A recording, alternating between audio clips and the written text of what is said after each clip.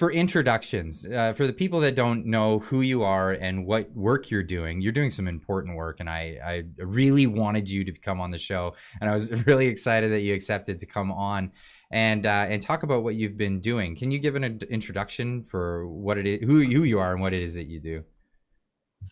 Yeah. So I'm the president of an organization called UniFi Grassroots. We're a nonprofit organization that was started just at like the beginning of COVID, I guess, or maybe not at the beginning, like the September after it got here.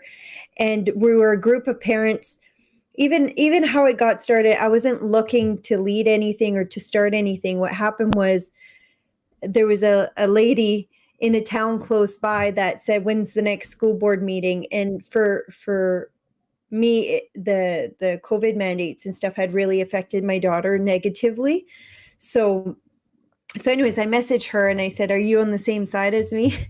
Back then, that was a taboo topic that nobody could talk about, right? Yeah. Now we've got this. But so, yeah. So, and then turns out there was a few of us that were concerned. And then we ended up, I said, "Let's meet at my house." So I said, "I'll start a Facebook group just to share my address." And thinking there'd be like maybe 5 to 10 parents there. And within 24 hours, we had 850 parents within our school division. Just word of mouth, join that private Facebook group. Yeah. And then so that was Wednesday. By Saturday, which is when we were supposed to meet at my house, we ended up renting a hall.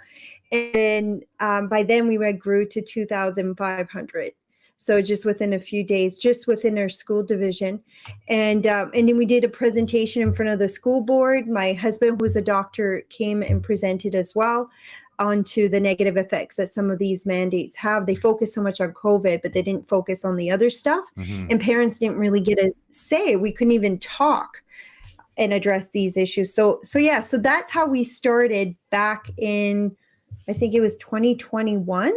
Yeah. And then from there, we were very effective at influencing change in our province. So we would be what you consider, I guess, a freedom group per se, although we don't do very much protest. We did participate with the convoy, but we're more of a lobbying and strategic group. So we do a lot of campaigns and stuff. So in the province of Saskatchewan, we were the most effective group at gathering the entire province. So in the freedom movement, it's very splintered, but in Saskatchewan, it just so happened because we were the hub, I guess, of all the doctors. So basically, when our group started, a lot of doctors reached out. They're like, "Do you know of any other ones who are concerned?" And then we ended up being the hub for the nurses. Same with the school teachers. So we started all these small groups within different professions: police officers, firefighters, social workers. So we had all these small groups that were kind of trying to fight their unions and stuff together. So we grew throughout the province, just word of mouth that way. So it's not even like we were reaching out to freedom groups. It just grew because we were offering, I guess, help for people who were struggling, I guess, when it came to their jobs and stuff and the mandates. But anyways, that was like a few years ago. And then we started speaking up about what's happening again, parents' voices not having a say into the kids' education, which is what we first started as. And then it was just natural that we kind of went that way. And our group is also the one who brought to light certain policies that there were in some of the school boards. So the gender policy where the parent wouldn't get notified if the child doesn't consent, that was a policy that was implemented in several school boards, including my own. So most of the parents didn't even know that existed. So we exposed it, brought it to light, and then started lobbying for change. And it just so happens I'm a former police officer. So, and I'm not just any type of police officer. I was specifically trained on how to profile child sex offenders. So those are and sex offenders who not necessarily are pets, but they still offend on children. So there's a long story to explain the difference, but anyways. Right. Well, and that's what puts you on my radar, because I mean, we'd been following each other just, through mutual follows on Twitter for some time. But then what caught my eye was the video that you published And this is the video. I shared this one out. I put it out there saying like everyone needs to watch this. This is by far most important one you need to see in this current circumstance. With you can see on the screen there showing NAMBLA, but what you did was you opened my eyes to stuff that I didn't even know or consider that were part of this whole situation with children being taught unusual things in school, and why that's why it's a deeper seated or rooted issue than most of us maybe even thought. Yeah, like, and it's funny because when I started looking into like these organizations, so I got into looking at the Canadian Centre for Gender and Sexual Diversity before the Lumsden, Saskatchewan incident. That I'll talk about that shortly, but that was in that happened in June. But before then, there was an organization called Not Just a Tip. So their website, notjustatip.ca, it is that like that vulgar. The innuendo. That's the innuendo. We all know what that innuendo is. Yeah, so that's an organization that's trying to revamp the sex education that's happening in the schools all over Canada. So Regina, Saskatchewan was one of the pilot project, and I believe there are some in BC as well, Ontario. And what age children are they trying to target with an organization with a name like that? Well, I don't know that how low they'll go for age, but what they're trying to do is revamp the education system. So what they consider the current one is a shame-based sexual education system.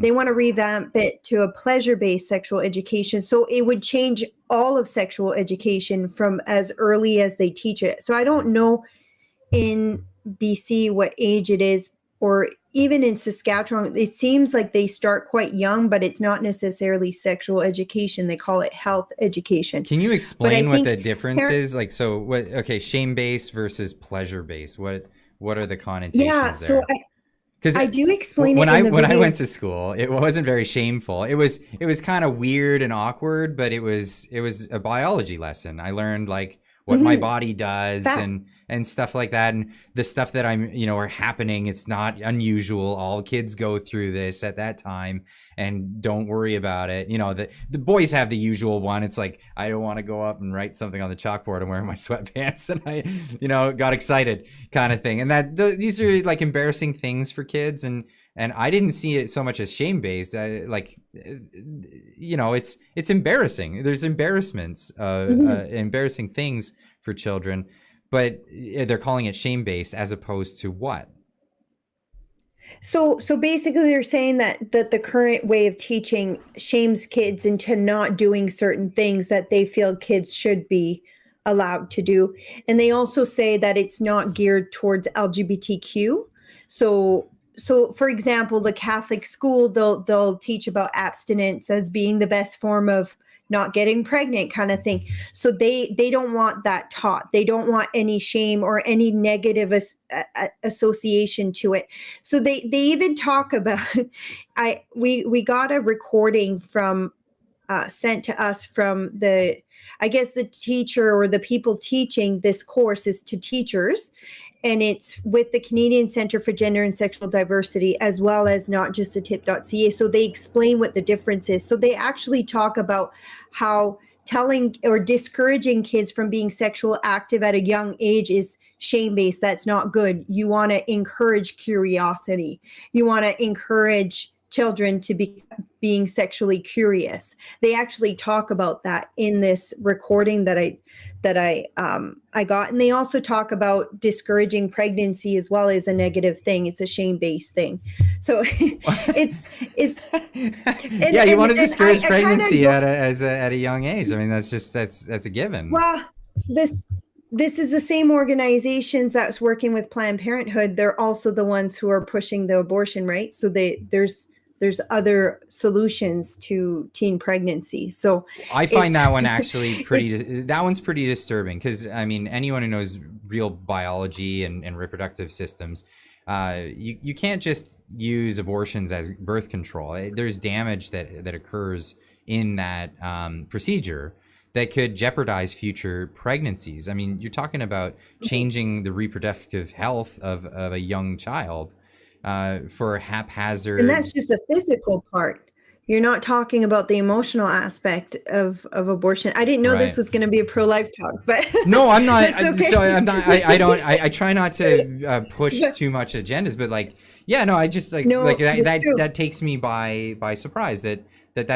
That's a thing. I mean, even if you're pro-choice, you Mhm. shouldn't encourage people to use it as a form of birth control. It's just it's damaging to the subject, right? It's damaging to the person that Yeah, you're talking about. I'm not necessarily saying they were using that in there, but they're basically teaching that it's the same organization. So I could see how they go that way, but they didn't specifically say that in the Right. recording. Okay. Okay. They're That's fair. basically just saying that there's other ways of dealing with teen pregnancy. So, but talking about abstinent, that's a shame-based sexual education. So they discourage that. So if you go and look at the basis behind the pleasure-based sexual education, which I talk about in my video, it's right in line with NAMBLA. So I'm going to try to explain this the best way I can. So one of the biggest ways that sex offenders or pedophiles will manipulate their children,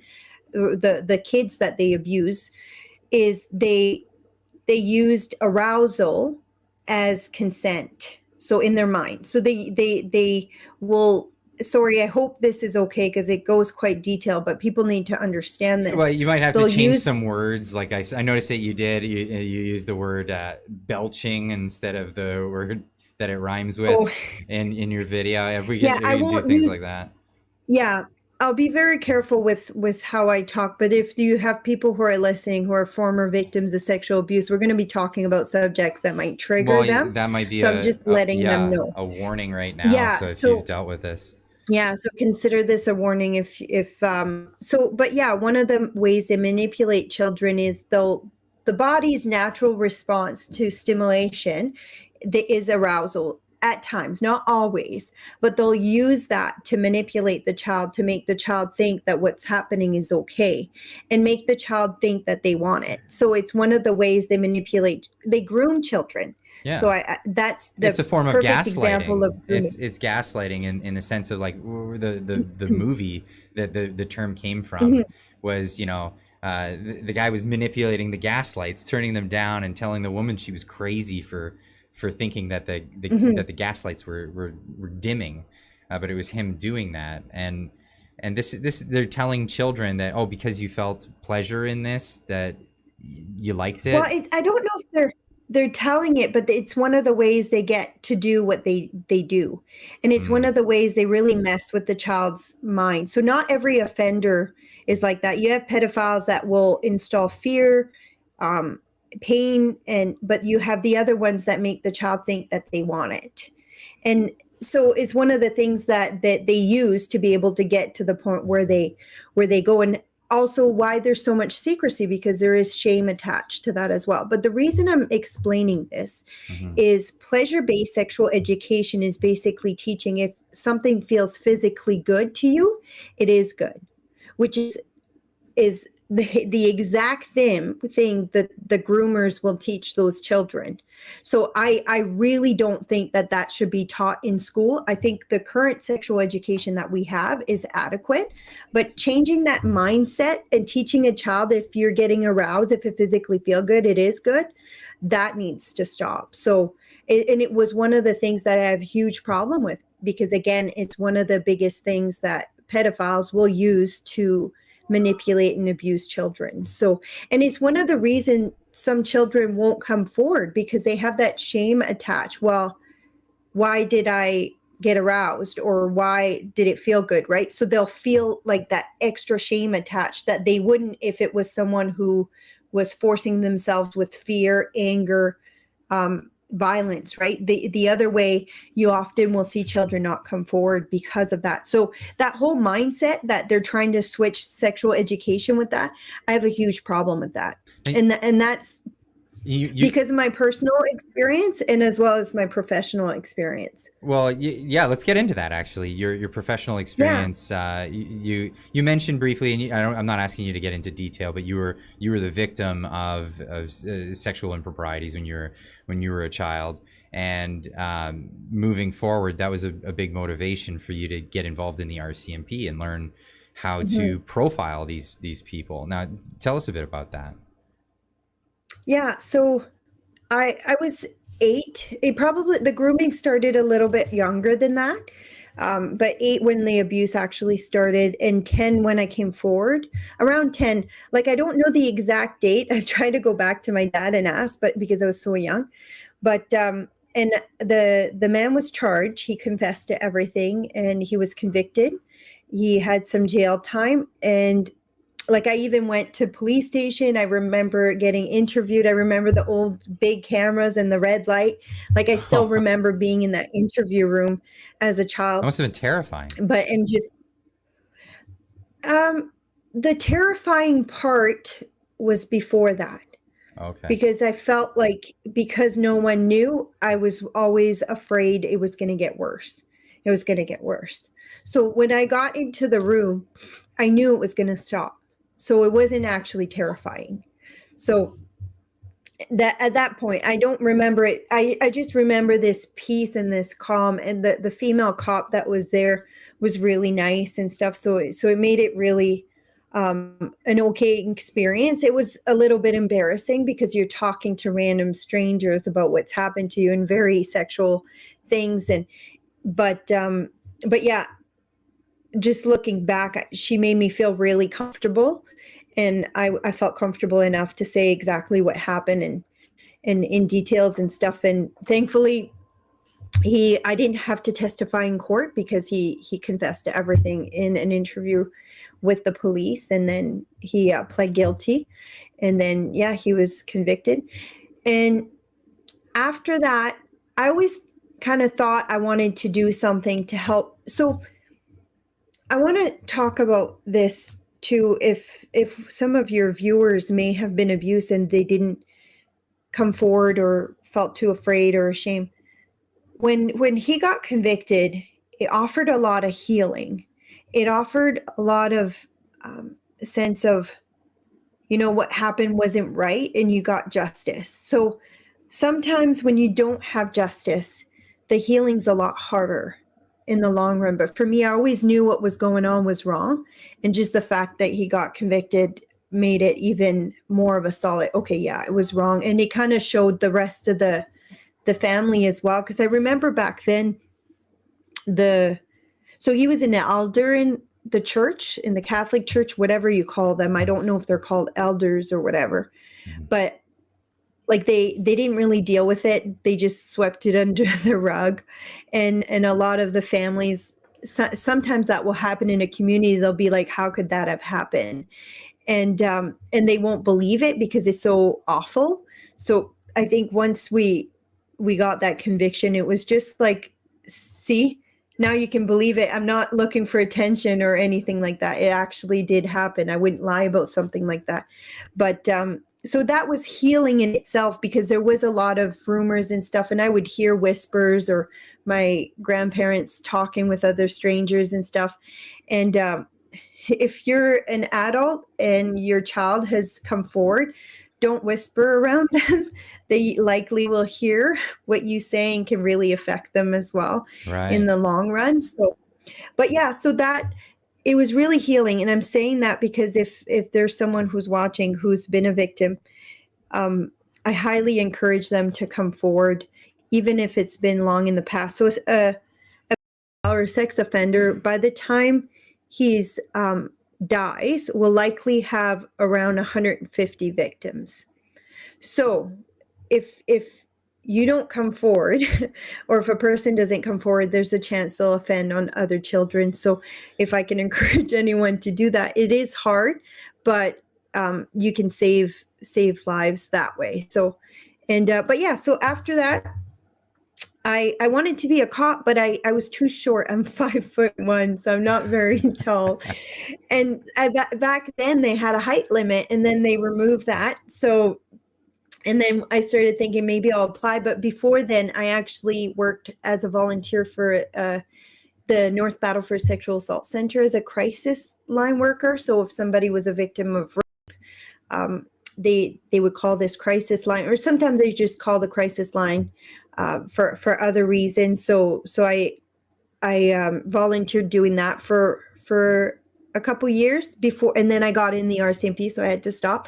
Mm-hmm. So, but yeah, so I became a cop, and my goal was to work with victims of sex offenses. So sexual assault victims, whether children or adults. And in the RCMP, there's only one position that you can do that. That's in the ICE unit, so the Internet Child Exploitation Unit. So we don't have like Saskatoon police or whatever, bigger police force will have units, but in the RCMP, that's kind of the only unit. So, but anyways, I took courses specifically so that I could work in that unit one day. And then and that puts you privy to a lot of the stuff that these people are using on the internet, symbolism, the phraseology of how they talk to each other, things like that, correct? Yeah. So in the course, we were trained to profile sex offenders. So we were trained anything that you would need in an investigation. So some of it is profile. So we would learn about different types of sex offenders, what to look for. So what are red flags? Like if you have a victim that comes forward of a crime, but you don't know who committed it, just their testimony could give you a lot of clues of what type of offenders they are. Sometimes even what kind of work they would do, like, so things like that, really profiling. And then one of the things we also learned is if we're doing a search warrant, what to look for in a search warrant. So we learned about the logos, code language, things like that. So, and that's why when I saw what was on the Canadian Centre for Gender and Sexual Diversity's website, huge alarm bells came off because those were the logos that we were taught to look for. Well, yeah, so, let's talk about that. Up. So I have some of these logos on screen here, and we can see some of these. What are these, and what are the significance to some of these logos? Yeah, so the top left one is the man-boy love association. So man-boy love. So it's a man that's attracted to a boy. The one on the right is man-girl love, or girl. It can be girl. It can be like a female adult as well. Mm-hmm. So, but it just means they're attracted to females. And then the bottom one is the same thing on the left, but it can be different age. So you'll have prepubescent and you'll have postpubescent. So that means prepubescent is before they've hit puberty. Postpubescent is after they've hit puberty. And then the butterfly one is, it doesn't matter which sex. So they'll offend on either female or male. So some have preference, some don't. So sadistic offenders, the ones that use fear of violence, usually they're more likely to not matter which age or which, because it's not sexual in nature. Is it they just want to? Well, it is. They do get arousal from it, but they're not it's not necessarily a physical attraction to the child. They can be, but often it'll be the whole power, and the person is vulnerable. Oh, so if that makes sense. So they're usually the ones that will offend on babies will usually be the sadistic type. So, but yeah, so those were the logos we were trained to look for. And then if you bring up Canadian Centre for Gender and Sexual Diversity, so that's their logo. But I think I sent you the website as well, eh? I have the link showing the website. I could pull up their actual website as well. Bring it up a bit more. Yeah. So if you look, so their main logo is like a triangle, and it has that swirl that you have. It looks like a fingerprint as well, which is kind of creepy. Yeah. So and then if you look just underneath, it's the hearts within the hearts, and that's right on their main website.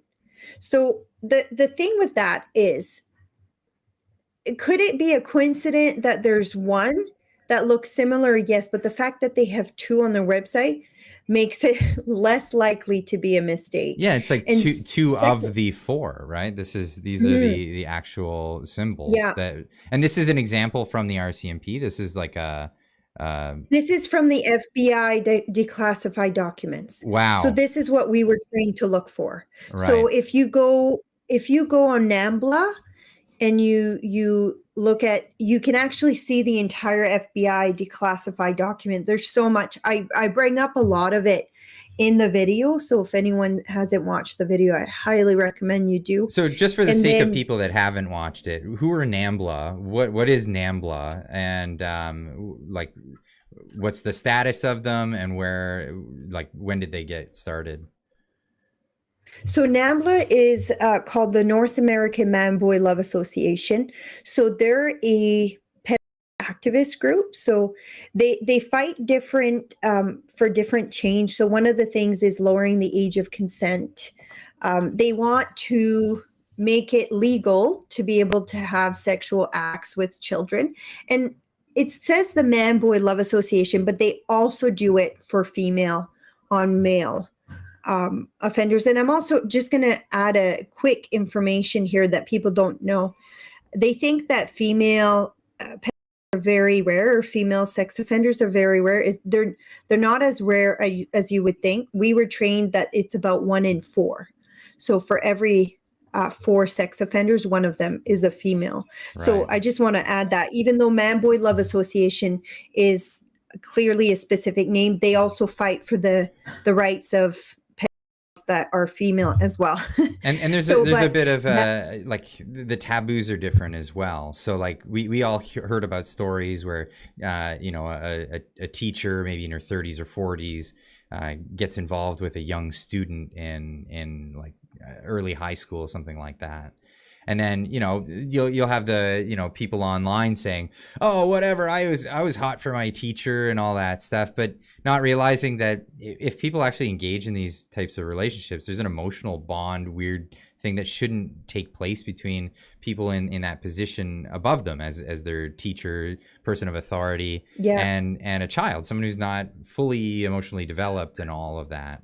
So see, that one's the perfect example of that whole arousal manipulation. So they say, well, you can't rape the unwilling. It's like the mentality that they use for men, right? Because you need to have arousal in order for the sexual act to occur. But it's a perfect example of where they'll say, well, you were aroused, so you must have wanted it. That's the sick mind that these use. So that's a perfect example of one of those where they'll say, well, are you sure you didn't want it? Right. So doesn't mean just because there's arousal that there is consent. So, and that's something that I think there needs to be more taught about that with children, that your natural body's reaction doesn't mean you want it, but the physical reaction of the body is it's very hard to stop that arousal, even if you don't want it, even if you're afraid. And that's something that people don't want to talk about. They don't want to realize. And it's a subject that's kept secret too much. And I think that it would be good if that was to change. So, but yeah, that's a perfect example of a female sex offenders. But there's also other ones as well. And it's funny when, not funny as in haha, but weird when you find offenders. One of the cases that we were studying is the one where the male was caught offending the lady's children, and they just assume, well, she wasn't involved, right? There's that assumption that the mother would never do that to her child. And in this particular case, she was actually the offender and he was just going along with it. So it just goes to show that we don't know these people and we shouldn't put them in a box. And I think if we were to open those boxes more and let the public know on who we're dealing with and who might be a threat to your children, there'd be a lot less sexual abuse happening in the world. So, and that's what I'm trying to bring light to. Sorry, this is heavy. I know it's super heavy, but I wanted to have this conversation because I think people need to be aware of this, that these people are out there and they're active. And it's not like, it's not like something that's this obscure, 1 in a million chance or something like that. There are many of them out there, and they try to put themselves in positions where they'll have access to children. And there's the famous stories of the clergy or Catholic Church. Everyone goes right to the Catholic Church stories because that was prevalent for some time, because predators would go to that environment because that's where they would have access to these children. Now that the suspicion's raised, I'm assuming that the predators are not going to that environment. They're trying to find a different environment for their predation. And this brings us to our public school system. Well, so the public school system's always been one where you'll find a lot of sex offenders. If you knew the number of teachers, and I'm not trying to say that to say every teacher's a sex offenders, but sex offenders will groom themselves in order to get in positions where they can have unsupervised access to children. So that's still happening in a lot of churches. So they'll groom themselves to get diplomas like bachelor's in teaching or youth pastor, any position that they can have unsupervised access to children. So coaches are very high rates of offenders, teachers, because you have unsupervised access to children. Youth pastors, you'll see that, or just pastor as a whole. Churches are still very much a target of these pedophiles because there's a prime, how would I say this? There's a prime, and I'm not anti-church, I am a Christian. So this is actually, my next video will be addressing sexual abuse in the church. The reason it's such an ideal place for them to hide, there's a lot of trust between parents and other adults. There's a lot of situations where there is unsupervised overnight access, like you'll have kids camps, things like that, as well as youth groups, things like that. So there is an automatic, well, if he's a Christian, he wouldn't be doing this, right? Because it goes against biblical principle to the highest level. Right. But it's still, the church still needs to do more to protect their congregation. That's what I'm gonna be addressing next in my video. It's not like an accusation. It's more, let's do better and let's do what we can to protect kids. But the school actually was one of the biggest. There's actually more sexual abuse that occurs in school than there is in the church. You wouldn't hear that, right? Because they always say that it's the opposite. But if you actually do searches as to who's been charged and caught, it's actually higher in the school than it is in the Catholic Church. So it's something like, I remember a stat that was put out that it was one of the biggest, that and extracurricular activities is the biggest threat. Now, the schools have come a long way in putting policies to prevent that from happening. Mm-hmm. However, they're backtracking on those policies, I believe, when they're implementing policies that are normalizing keeping secrets from parents. So anytime you allow a teacher to have a relationship with a child that's keeping secret from parents, it creates almost like an unhealthy dynamic that will be a prime location for parents to be able to offend. So, and you'll see things like, and these are all things my offender would say, nobody knows you like I do, Nadine. Nobody understands you like I do. Don't tell your parents. Your parents wouldn't get this. Things like that.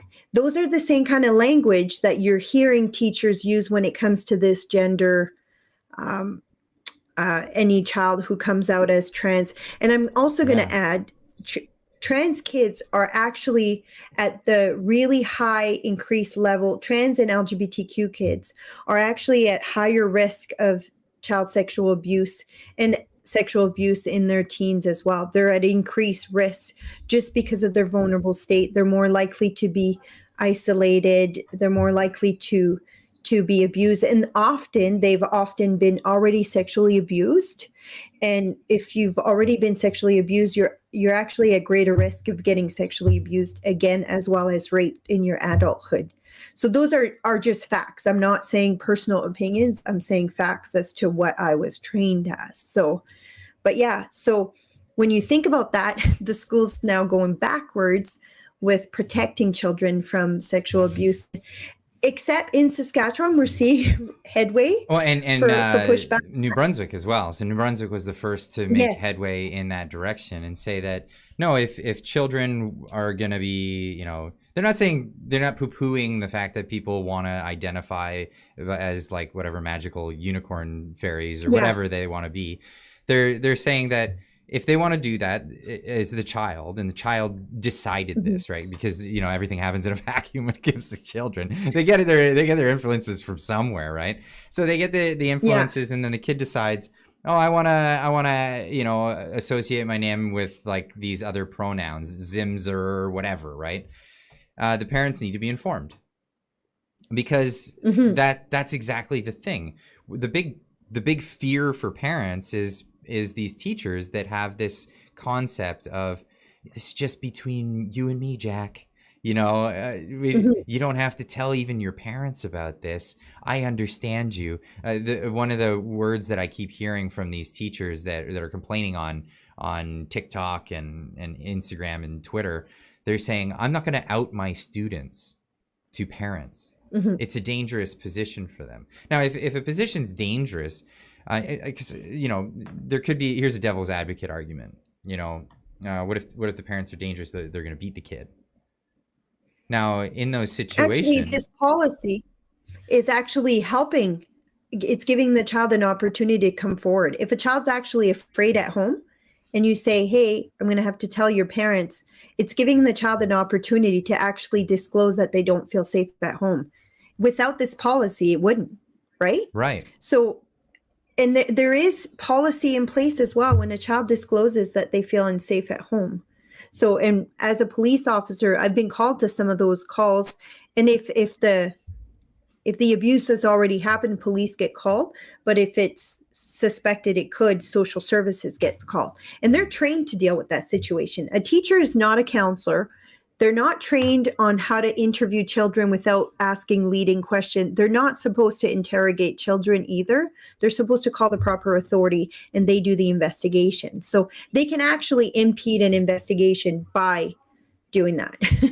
So, right, but yeah. Right. So, I wasn't aware of that. If they ask too many questions, then they could actually become an impedance and maybe lose a case or something like that along those lines, I guess.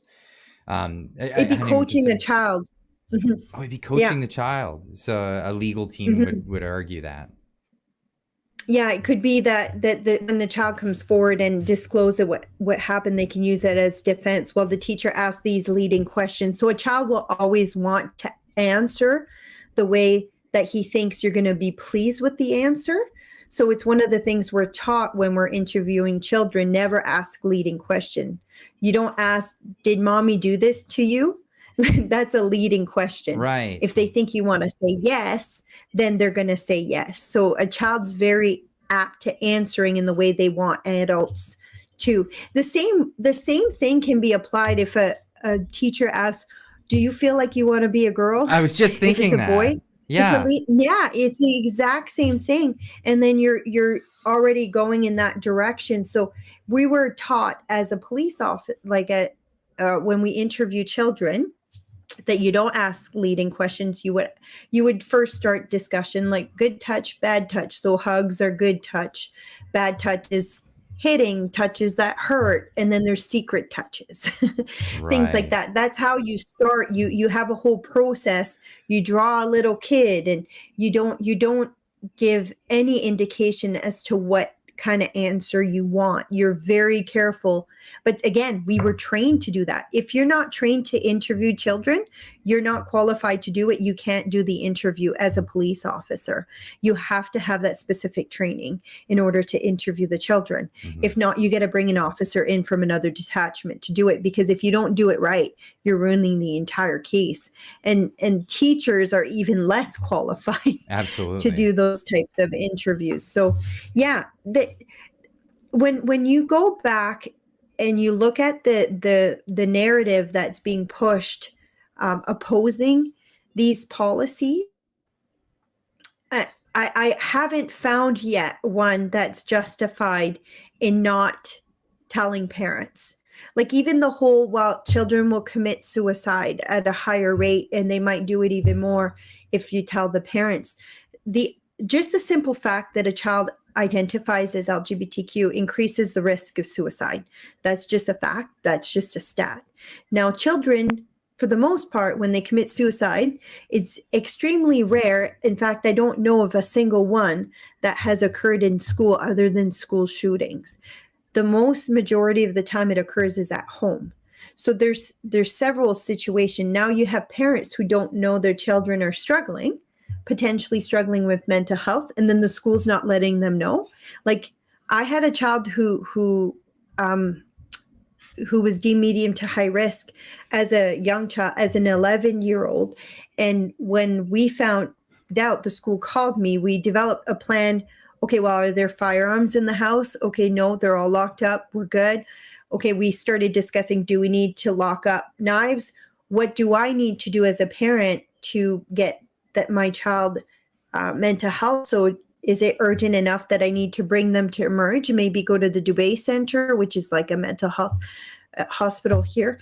These are all discussions that occurred because I was brought into that conversation in order to keep my child safe. And the school can't send a child to emerge. The school can't make a referral to a psychologist. You need all consent. gets done. You need consent for all that. You need parental consent. Mm-hmm. And it's something that gets done outside of the school. It's something that gets done by parents. Just the idea that a parent's not going to be notified of something that increases the risk of suicide, to me, I find that completely shocking that a teacher would even go to that point of making that call. Well, I think it's completely dangerous. They're of the belief that if a kid is, they're saying automatically that believe the kid that the kid believes that they're in the wrong body, for example, that they identify as something else than their birth sex, and they want to identify. If they don't do that, they're at risk of suicide. But they give no where are the statistics that allowing them to change their gender in just like in name only. For example, some of them are just, changing the gender and it just changes how they transition. Yeah, there's no actual transition. And then there are children who do actual transitions. Is there data to suggest that they are alleviated of their suicidality? Is there suggestion that it increases or decreases? What do we have on data on that?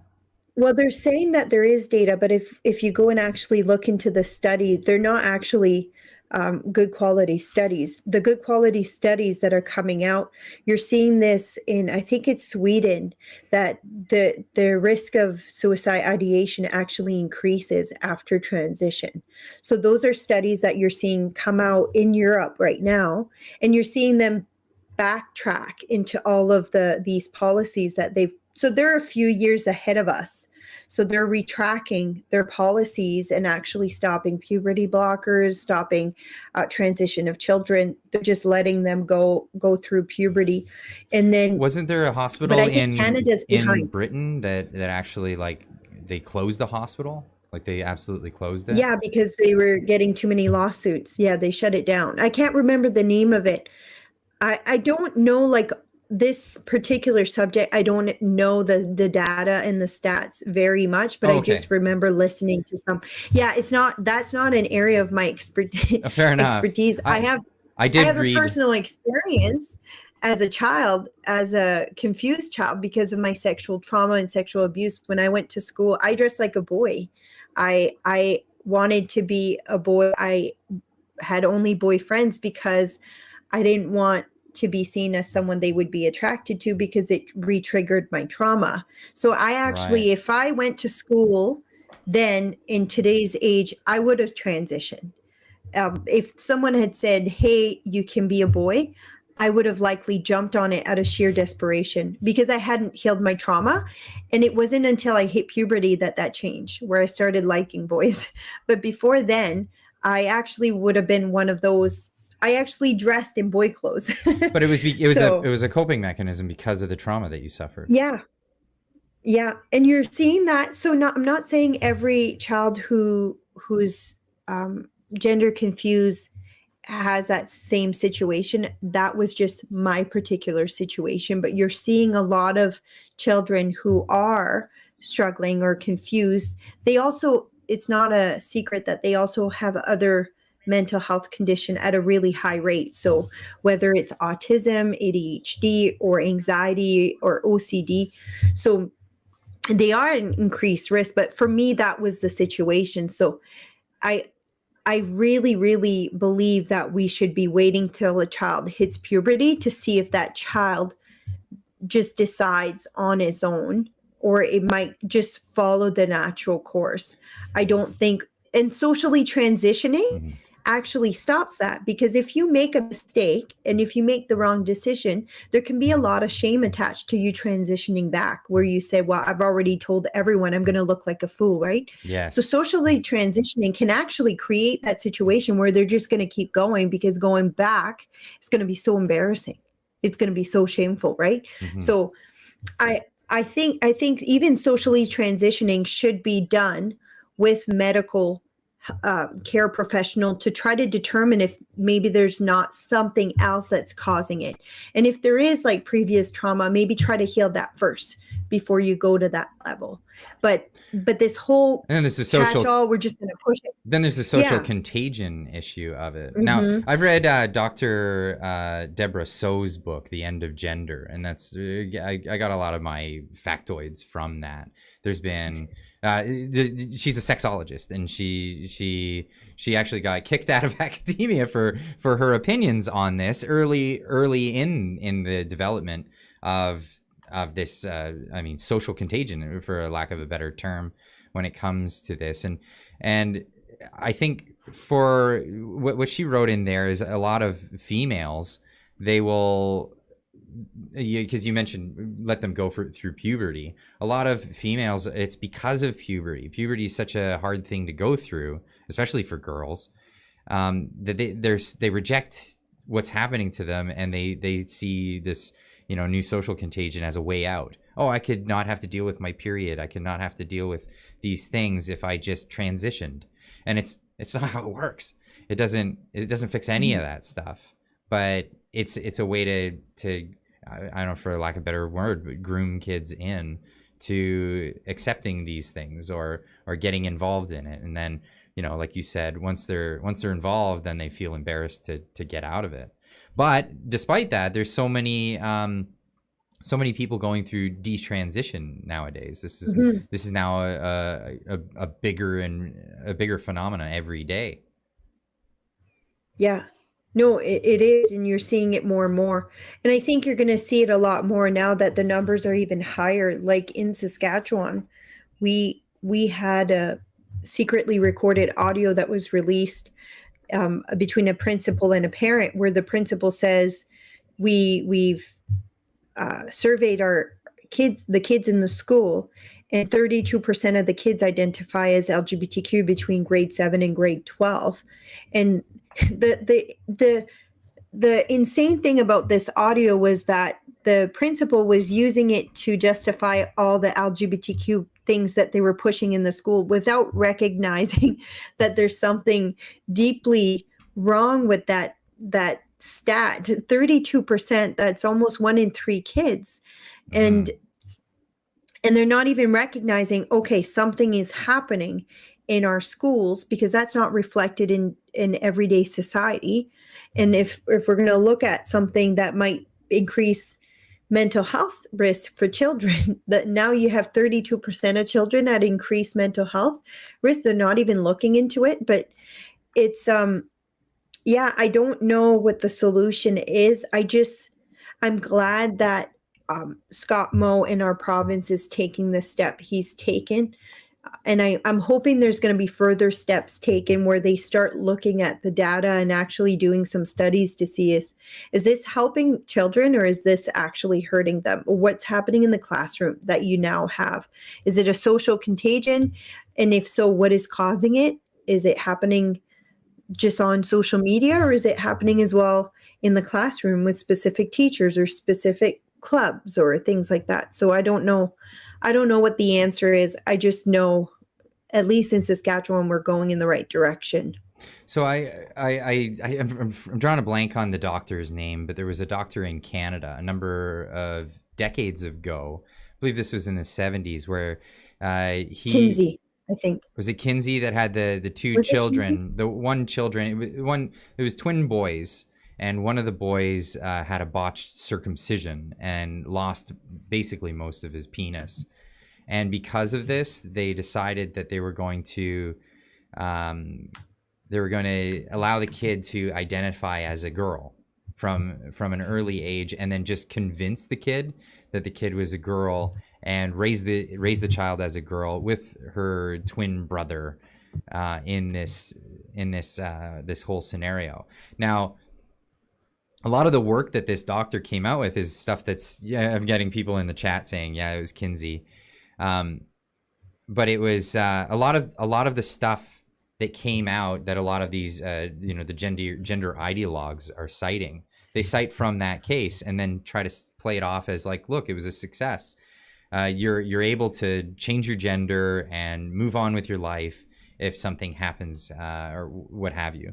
Now, what they don't do is it wasn't a success. Well, yeah, what they don't do is they don't go past adolescence, where it actually became a huge problem for this individual, and eventually led to the person finding out the truth that they were not a girl, and that they always believed they were a boy, despite what they were being told, and that the person transitioned back to identifying as a male, but the damage had already been done, and then it ultimately it ended in suicide for that individual.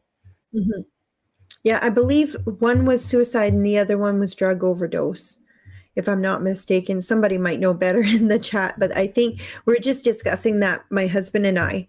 And yeah, that was, I believe, in Manitoba was where he was from. But there's more, the gender ideology is more than just that specific case. If you look at the queer theory, I'm going to get into that a little bit more, but queer theory itself that pushes a lot of this gender ideology, and it's also what's in SOGI in BC. If you look at the founding document for queer theory, it's actually like 50% pro. It's basically trying to deconstruct society's norm, and anything that goes against societal norm is what they call queer or queer theory. So, and they want to normalize pedophilia in there. If you read it, they kind of compare it as well to pedophilia is just the same as having sexual preferences, the same as like having food preferences. Like if you like spicy food, the whole idea behind it is just so ridiculous. I think Gail Rubin is the one who wrote it, and it's called Thinking Sex. You can actually go online and read the entire thing. I think it's like 40 page. I find it's awful, but in the same mindset that they have, they think that the only reason children are, no, I'm not saying Gail per se, but that whole same kind of mindset that's trying to push the normalization of sexual deviancy, that whole mindset, they say that the only reason that child sexual abuse is traumatic is because society makes it not okay. And if society was to normalize child sexual abuse, it wouldn't be traumatic for the child. Like they actually have that mindset, which is so sick. But a lot of people push that. Nembla was one of those people that pushed that. So they well, I mean, just to argue against that really quick, I mean, it was socially acceptable to beat your children for a long time, and that didn't change the fact that it was traumatic for those kids. Well, I can tell you, even as a child that was 8 years old, I didn't know anything about sex, and I knew what was happening to me was wrong. I knew in my core what was happening was wrong.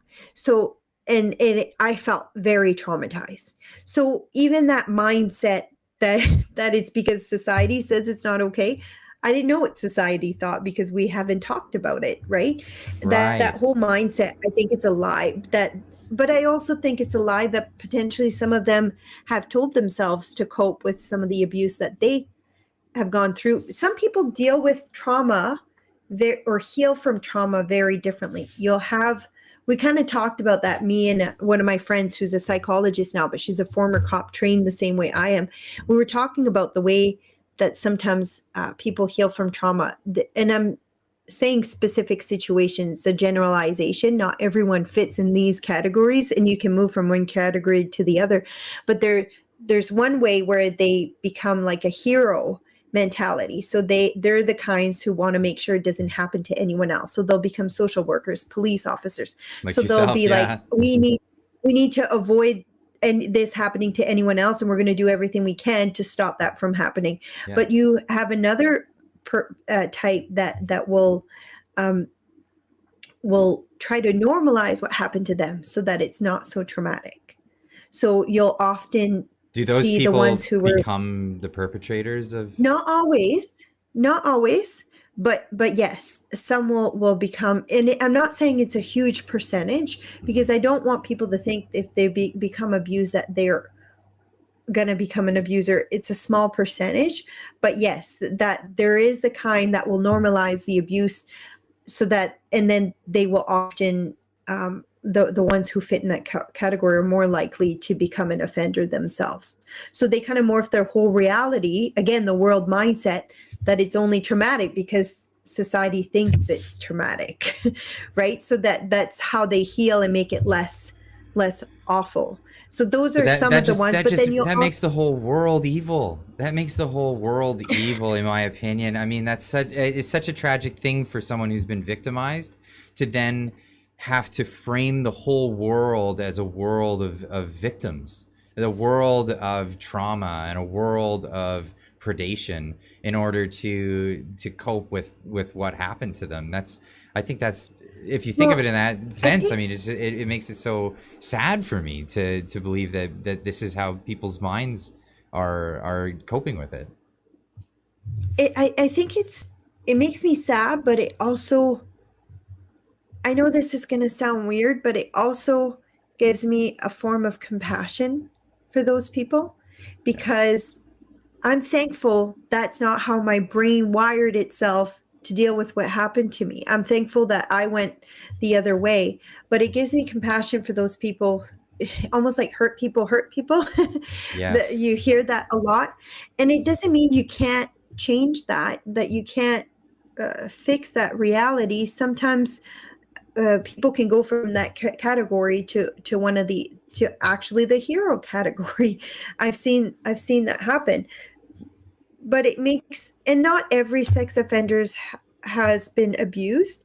I was trained that there's a high rate, but they also can lie, so to gain sympathy. So it's not all of them, but there is that category. And then there's another category that I think we see a lot of people go into, where they're called like the silent category. So they keep it in, never really tell anyone, and just try to forget it ever happened.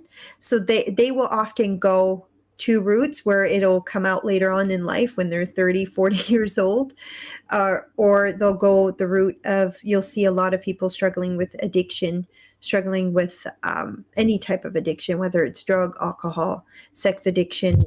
You'll see people who will very often in victims of child sexual abuse, they'll minimize sex, put less value as to just devalue it, so it's not a big deal. So they'll be more promiscuous. You'll see them become either porn actors or strippers or things like that. So I have a huge issue with the porn industry on its own, just because of everything I've been trained. And I know the women that are in there have often been sexually abused or victimized, and there's a lot of youth as well in the porn industry. That was one of the things we were taught in our training, where it says barely legal, well, they're quite often not legal. So people don't really know how bad it is out there. The world is evil, but there's also a lot of good. There's a lot of good in the world, and sometimes we see all the evil, but I like to focus on what God is doing, and just I guess I look at my life and think of how I was able to overcome, and something that was so awful that happened to me has actually been like a blessing. Now that I look at it, I wouldn't be doing the work that I'm doing now and having helped the people that I've helped if that hadn't happened. I probably would have gone a complete different direction. So You wouldn't it be is the evil, hero but that you are today. well, And I'm you, not saying I'm a hero, well, I would but say it. I would say it. You've saved people from predation, future predation. You've helped out people. This information that you're putting out on your Twitter page and getting out to people is so invaluable for people to become aware of this. And you know, thankful right now that there's a movement to protect innocence in Canada, at least at this moment. We see a movement in the United States as well as in England and other Western countries. I know in other places in the world they just don't tolerate this kind of thing. But there's a push, and obviously through organizations like you said, NAMBLA and all of this, trying to infiltrate school systems. This is where parents are really concerned, and like, so I was part of the march for the 1 million person march to save children last month. There's another one coming up at it's next weekend. Not sure what's going to happen with it. I'm going to go down to Vancouver and check it out anyway. So we'll see how people end up with the organization and see. I know that there's all that stuff that's happened with Israel and Palestine. So like it was largely organized by Muslims at the time. So I don't know what's going on because of that. So we'll find out. But I think even before that, people were like, oh, another one already. I think people thought it would be like a yearly thing. Like I know I was asked to help in Saskatchewan with the one, but we've got our AGM coming up with our organization. I'm like, I committed to helping till the 21st, but I couldn't do it any further on. We've got big plans for our organization going forward. But yeah, I don't know if there's some in Saskatchewan. I know there's some in Ontario. There might be one in Regina, but that so far that I heard whispers that there's one in Regina, but I'm not sure where they're at. But yeah, there's just we so can't much go in the discussion of Israel either, because that's a can of worms that people don't want open. So it's a whole can of worms. I understand. I dabbled in it this week, and I just like it's not my fight. I'm not getting into that one. So that's kind of where I stand on that. But I really can't thank you enough for putting up this fight, and especially from a position of someone who's very knowledgeable about not just because you were a victim of a crime that was perpetrated against you. You sought justice. You got justice. And then that was able to that brought you to the position where you were able to start healing from it. But not only that, but to put yourself into the role of someone who would educate yourself and then go to the RCMP, become part of a formal police investigative unit to go after these people, and then be able to go from that role to educate people on what some of these telltale signs of these organizations are, what to look out for, what kind of behavior to watch out for, and this is largely for parents, especially the viewers of my channel that will watch this, and they'll be able to go, okay, kids, these are the things. Like, what kind of recommendations would you give to parents to tell their kids just to know what to look for in predators and to be able to discuss this with their parents? I'll get to that, but I'm just going to clarify. I didn't actually work in the ICE unit. Oh, okay. I took the training to get into it. You took so the training. I just don't want people to think that I actually got into it. I had to medically retire from the force. I have a fainting condition, so fight or flight can activate it. So I had to, unfortunately, medically retire. Thankfully, I didn't have situations that where it happened, but the condition was getting worse. I even became wheelchair bound at one point, but it's cured now. We found out what it was. It was a thyroid issue, so I'm cured now, but I wouldn't go back anyways. But fair enough. It's I've got another fight, I guess a bigger fight coming up. But yeah, things to look for.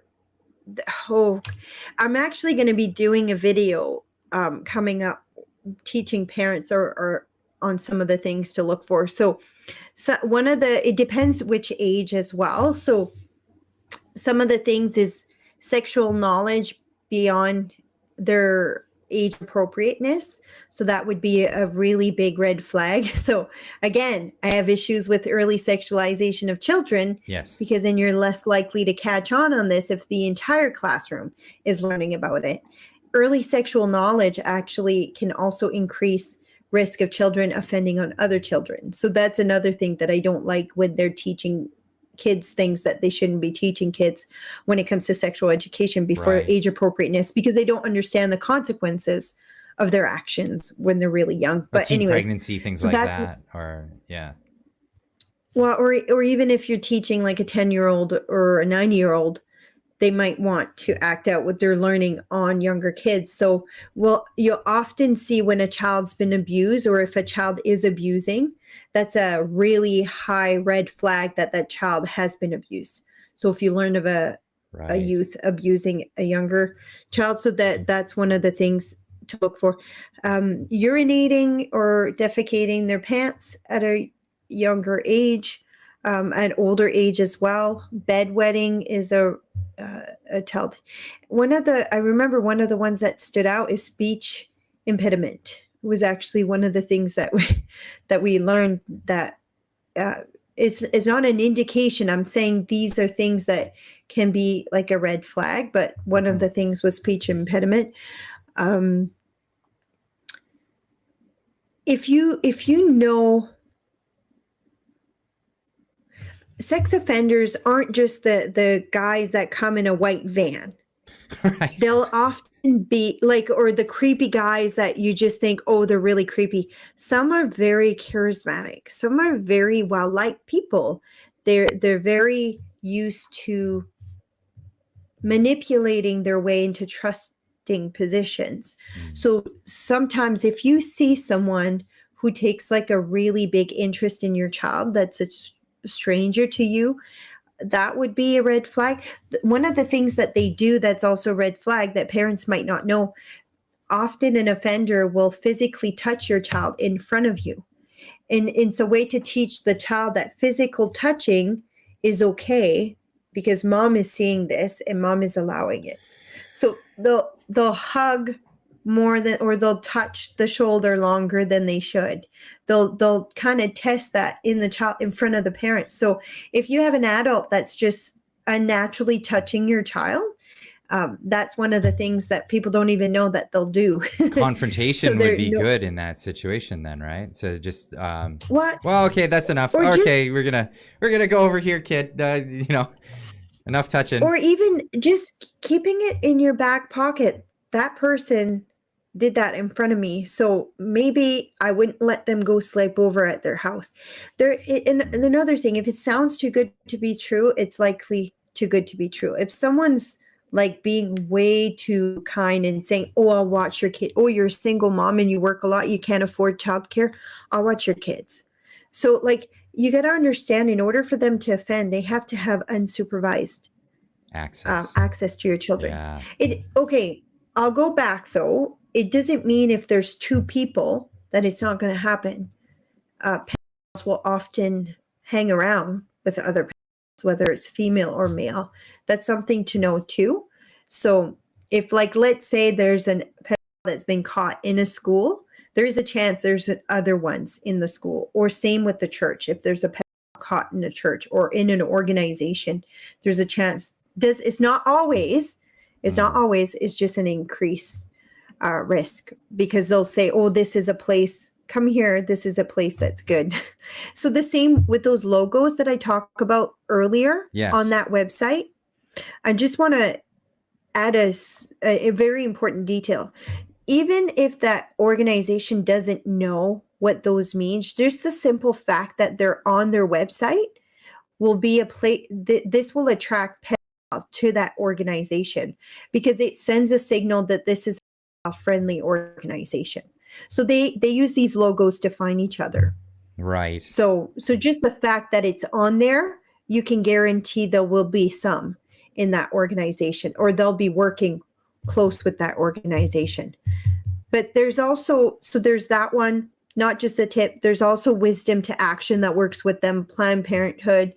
And they also have like a youth program where they team up a trans youth with an adult youth or a gay youth with an adult youth. So when you look at everything they're doing and NAMBLA's goals and missions, they're checking a lot of boxes.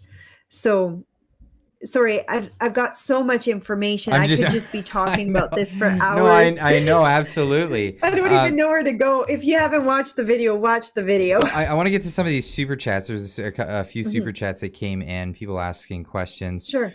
First off, Newbie431 gifting 20 memberships to the channel. Amazing. Thank you so much.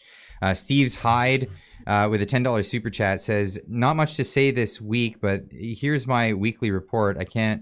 Can you remind us who the guest is and what she does? Nadine Ness. Okay, so I am a former cop. I've been bringing light and awareness to a lot of things that's happening with the schools. I'm trained in profiling sex offenders, so I'm going to be bringing a lot more information forward as well as to things to look for. I run a nonprofit organization called UniFi Grassroots. We have between 60,000, I think around 60,000 members and followers with our organization. I don't know. I think I covered it. I think you covered it. So I'm on Twitter. You're on Twitter. I tweet a lot and I raise a lot of awareness. I guess I do a lot of investigative type journalism. So I'm very active in Saskatchewan, but I'm also a little bit active in Alberta. So I might be working a little bit more with BC too. We're trying to put together teams to form a group. It'd be nice if BC had a group like UniFi Grassroots where every kind of group would come under, because you guys would be way more effective at influencing change when you have big numbers. Because big numbers kind of. I'll talk to some people. Yeah. Because I live here in British Columbia, so I would love to get on board. I signed up for your newsletter. Everyone should go there. UniFi Grassroots. Sign up for the newsletter. Anytime there's new news that comes out. Another super chat from Eat Me for $5 says, had Uncle Daniel become Aunt Daniel in the 80s. It took 3 years of psychiatric therapy before they transitioned him to her medically. And it was John Money. That was the person that we were talking about, not Kinsey. John Money was the case. He was the doctor in that case. Okay, yeah, I think Kinsey was the one who worked with pedophiles, and he was saying like that 6-month-old baby could have 4 orgasms in a day. I don't know if you ever saw. I think Kinsey was that one. Awful. I did hear about that once, and like what kind? Yeah, they had like a. He had like a. Yeah, and there are sick people like that. Which means that somebody attempted to do that. Like that's what's disgusting about that is they ran tests. There was a child victim. Yeah. But see, he worked with. I think Kinsey's the same one where he came out with research on sexual activity, but I think his control, or not his control group, but the group he studied were actually people in prison. So it's not a reflection of society today. It was a very specific group. Children are not in prison. Like I'm saying. No. That was a different study. There was the ones on children. He worked with pedophiles. The pedophiles. He said the pedophiles gave him that data. But it's not really a reliable source. I think Kinsey was a pedophile himself. So. Well, that's probably a good conclusion. Ashley Cinnamon, it's just spelled in a different way, with the $399 super chat saying, "Get this woman on again. She needs to get out." And well, that's an open invitation. Absolutely. Thank you so much, Ashley, for the very generous super chat in that case. And absolutely, you're welcome back anytime, Nadine. There's so much to cover on this topic that I don't like. We're not gonna. We're just scratching the surface on this tonight. and really just kind of getting to I'd know love who to you give are. you And profiles. well, yeah, I Yeah. mean, we're just kind of getting to know who you are and what it is that you do, and then in a future discussion, we can talk more in depth on like some of the things that you have worked on. We're kind of bouncing around all over the place this evening. Yeah. Which is it's normal for something a topic like this in a discussion for the first time like this. I think next time I have you on, what I'll do is I'll let everyone know like a week in advance that you're going to be on. I'll say watch the original podcast because we're leaving you behind if you don't catch up to where we're at, because that's where we need to go with it. And I really want to push this. And I know there's really good organizations around Canada that are doing good things. There's just not enough people that know about it. And if in any way I can add awareness to this issue, this is absolutely what I'd love to do with my platform, for sure.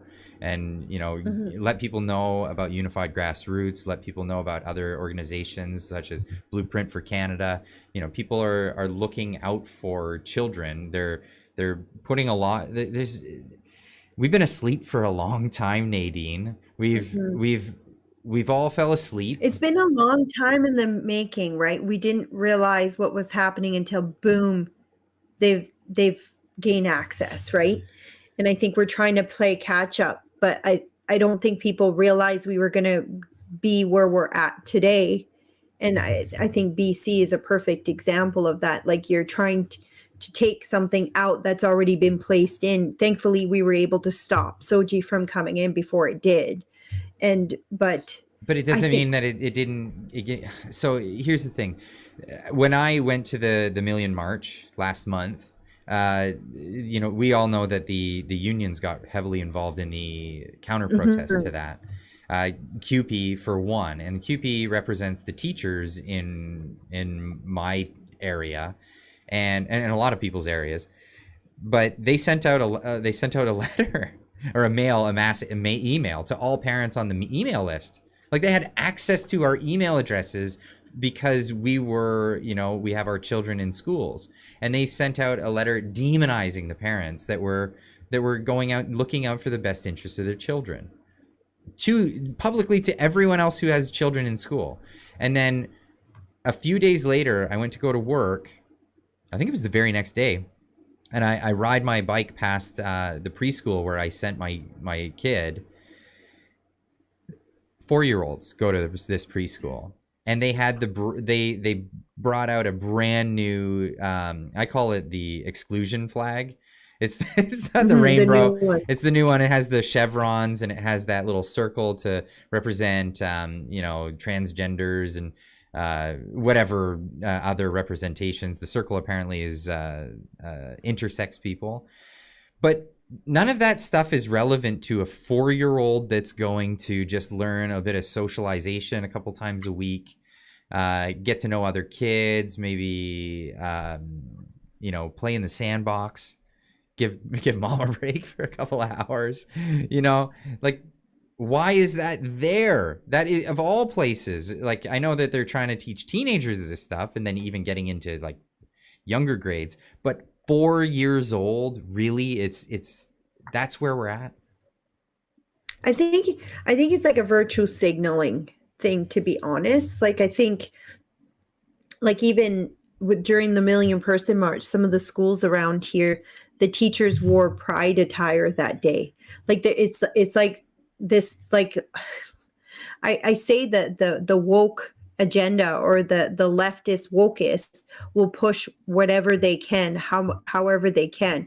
And unfortunately, it's the people who are concerned from our side that hasn't been allowed to talk. So they've been able to do all of this uninhibited. Like, they get away with all of it. It won't stop until parents speak up against it, and do it in a respectful manner. But, like, I don't know if you complain to them, that preschool, or if other parents complain, but if you had every single parent saying, my kids doesn't need to see that, they're 4 years old, they don't need to learn about sexual preferences or gender stuff, they don't need to learn about all of that. not saying you should or anything, but you don't want retaliation either because it's your kids, right? And you're trusting them. But yeah, I think you're going to start seeing parents push back a lot more as they get emboldened. And I think you need like a few to start. And then usually you'll have 1, 2, 3 start. It's like the analogy that I talk about. You're at a wedding and you have your crazy uncle that goes on the dance floor, just makes an idiot of himself, and then everyone's just like laughing and watching. But then you'll have like one more person come and join him, and then that when that third person comes and joins him, then everyone gets on the dance floor. That's what we need to happen. You need to have 3 brave parents to come forward, And then everyone and will feel then the comfortable rest to do will it. come. And Yeah. I think that's what the Million Person March was. You had you had several of those parents come on the dance floor, and I think all the other ones are starting to be more brave. Like in Saskatchewan, we have a radio show, John Gormley. I don't know if you know who he is, but No. he's like the biggest conservative voice in the province. And I was listening this morning that you can call in and be on the show. And yeah, all the parents are saying, yeah, we're in support of this. Like I think 90% of the callers are in support of these changes. But if you listen to media, you would think that only 2, 3% are in support when it's the majority of the province. And I think what you're doing is a perfect example of giving people that voice. And we need more people doing that because the main narrative or the mainstream narrative is not giving them that voice.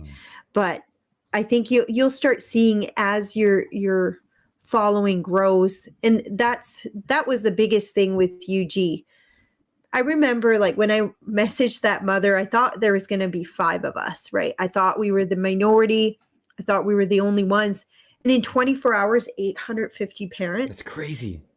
Oh, it's amazing. And I we love it. knew It then. makes me feel so good though. I feel it's heartwarming.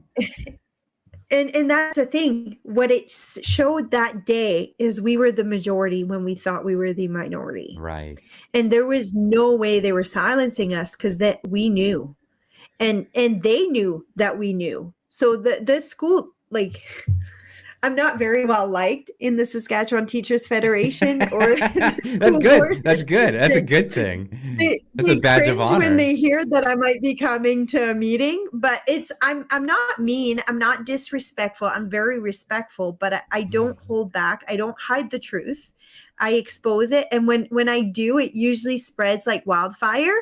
Yes. I usually have a bigger reach than media does in the province, and I don't think they like that. So, but anyways, I'm going to keep doing it. So, well, I had a similar. We need voices like ours. Yeah, I had a similar circumstance. I just in my private life. So I went to that event. It was on a Wednesday. I took the day off. I came back the next day, and I was just talking about it with one of my colleagues, and then another colleague came. Wait, what were you doing on? You took the day off for what? I said, oh yeah, I went down to, march with these parents that are against SOGI and against, teachers being able to indoctrinate children, and speak to them about sexual things without the parents' knowledge. And, I had colleagues saying, oh, if I knew about that, I would have been there too. And share their experiences. And so I'm going on next Saturday. I'm going to go check out that one that's happening. And I said to some of the guys, oh, well, I'm going to be going to that thing. I got a whole van. Oh, I'm coming. I'm coming. No problem. I'll be there. Yeah, let's go. Let's do it. So yeah, more people are getting on board with it. And it's amazing. Yeah. Like you said, that goofy uncle. Yeah. Sometimes the goofy uncle is just, he knows how to swallow his pride and get everybody else up on that dance floor. And that's what we need to do sometimes, is just have the guts to stand up first. It really is amazing. Nadine, I want to thank you so much for coming on the show. Of course, I'm gonna republish this again, not just as a video itself, and I'll make sure all of your links are in the description down below, where people can get your videos, your social network, as well as UniFi Grassroots. Sign up again for the newsletter. Is there anything else that you can put out there where people can find you? Yeah, so the website's unifigrassroots.com. So not United There's Oh, someone imitating sorry. us, so don't use. Yeah. No, no, you didn't say Oh, United. I think you said Unified. okay. But Okay. I'm just warning people, don't put United. There is a website out there imitating our organization called United Grassroots. So we're dealing with it. But anyways, UniFiGrassroots.com. You can subscribe to our newsletter. We're on Facebook as well. UniFi Grassroots. We have a public page that you can follow, but we also have a private Facebook group. And also the video, if some of your listeners don't have Twitter, because I've posted it to Twitter, it's pinned to my Twitter profile, Nadine G. Ness, at Nadine G. Ness, but it's also on YouTube at, it's called The Nadine Ness Show. So I have that video as Okay, well good. as an old one. There's going to be more coming as well. So I'm going to do one on queer theory in 2 weeks. I don't know if you know his name. Is it Terry Jensen? He did Queer Theory Jeopardy. Have you seen that video? No, I haven't. I'll have to check that out. Oh my gosh, I'm going to send it to you and you can play it on your next episode. Okay. So it's really, really good. And it goes really quickly into queer theory and the links. He's phenomenal. So he's supposed to come on my show in November. So I'm going to start having guests. Oh, beautiful. I just figuring this out as we go. But yeah, there's going to be more videos on that, as well as videos on how to make your church safer for your congregation, for children, things like that. And then also what parents to look for and stuff, teaching parents how to prevent, what kind of conversations to have with their kids, yes, to prevent sexual abuse, things like that. So we really want to equip parents, because one thing I notice, we're dealing with a lot of sexual deviancy in our schools, in society, but there's a root cause of all of that. And if we can get at the root cause of it, we might have a lot less people who are struggling and traumatized, dealing with trauma and stuff in the future. But so, yeah. But anyways, that's how you get a hold of my organization. Perfect. I'll make sure that everyone has all the details and the links in the description down below where they can find you. Stay on the line. We're going to end this stream here. Sure. And well, I just want to thank everyone for coming out tonight and joining us for this conversation. It's amazing. I can't thank everyone enough for all the support for this platform, bringing this, making this all available to all of us. And I'm glad that I just fell into the position to be the host of this and make this work. And I can't thank everybody enough. A special thanks to everyone who gave super chats this evening. All of that stuff goes into improving what we're doing here and bringing more shows to everyone, more content to consume, and more stuff that they can learn along the lines of this. So thank you all so much, and we'll see you all next week, and we'll see you in the next one. Keep on